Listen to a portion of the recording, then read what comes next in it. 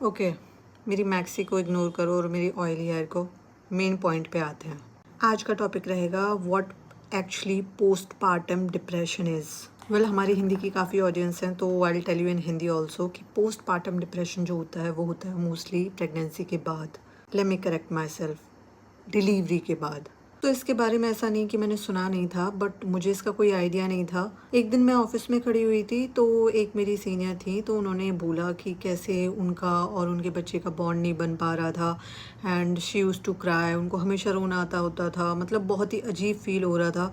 तो मुझे लगता था कि मैंने इसके बारे में फिर भी ज़्यादा नहीं सोचा था क्योंकि मुझे लगता था ये मुझे नहीं होगा। फिर मैंने ऑफिस छोड़ा और मैं इस चीज़ को कम्प्लीटली भूल गई। बट जब मेरी डिलीवरी हुई उसके बाद लगभग 24 घंटे के बाद ही आप कह सकते हो, मुझे सब कुछ अच्छा लगना बंद हो गया ऑल ऑफ अ सडन।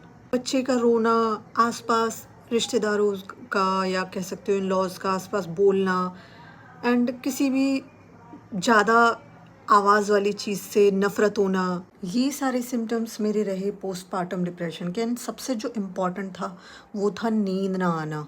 तो डिलीवरी के बाद यू वोंट बिलीव, मैं 3-4 दिन या फिर कहूँ आप 4-5 दिन लगातार सोई ही नहीं। मेरे आँखों के नीचे देयर वाज डार्क सर्कल्स और मैं बहुत अजीब दिखने लगी थी। मुझे नींद नहीं आती थी। मैं जब बेड पे जाती थी मुझे डर लगता था, व्हाट इफ़ मुझे नींद ना आई तो, व्हाट इफ़।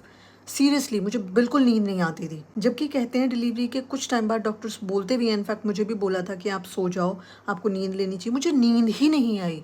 इनिशियली मुझे बहुत नॉर्मल लगा, लेकिन धीरे धीरे करके मुझे पता एग्जैक्टली समझ आने लगा कि मैं किस फेज़ में एंटर हो चुकी हूँ। सुबह का जो लगभग 2 से 3 घंटा था जब मैं सुबह सुबह उठती थी, उसमें मुझे ठीक फील होता था, इस तरह के थॉट नहीं आते थे। अच्छा, किस तरह के थॉट आते थे मुझे कि मैं क्या कर रही हूँ, मैं क्यों जी रही हूँ। मैं लोगों को पूछती होती थी इनफैक्ट कि तुम लोग जी क्यों रहे हो, लाइफ में तुम लोगों का पर्पस क्या है। और मुझे पता नहीं था ये एग्जैक्टली मेरे डिप्रेशन के सिम्टम्स थे, बट मुझे लगता था लाइफ का अंत है ये। और उसके साथ साथ बच्चे की रिस्पॉन्सिबिलिटी, बच्चे को हैंडल करना विद दैट माइंडसेट मेरे लिए बहुत डिफ़िकल्ट हो गया था। बट मैंने इन सब चीज़ों से, इस थॉट से, इस माइंडसेट से मैंने अपने आप को निकाला।